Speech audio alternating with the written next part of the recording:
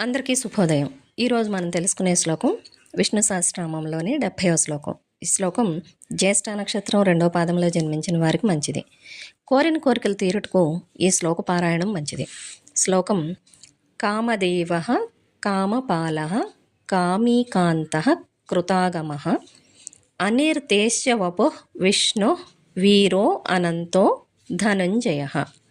అంటే పురుషార్థములను కోరుకునే వారిచే ప్రేమింపబడి పూజించబడి భక్తులు తన నుండి పొందిన కోరికలను సరిగ్గా వినియోగించుతున్నట్లు చూసుకుంటూ యుగము ఆరంభమున విశ్వసృష్టికి సంకల్పించి ప్రేమించబడుతూ శృతులు స్మృతులు అంటే వేదాల ఆధారంగా రచించినటువంటివి మొన్నగా అయినవి వెలువరించి ఇట్టివాడు అని చెప్పుటకు వీలు లేని ఆ పరమాత్మ భూమి ఆకాశములు నిండిన తేజస్సు కలిగి ఉండి సాధుహింసకు పూనుకొన్న వారిని శిక్షించుచు అంతటా అన్నింటా అన్ని కాలముల యందు ఉంటూ దిగ్విజయమును ఒనర్చిన అమిత ధనమును ఆర్జించిన పాండవ మధ్యుడైనటువంటి శ్రీమన్నారాయణునకు శిరసా నమస్కరించుచున్నాను అని అర్థం.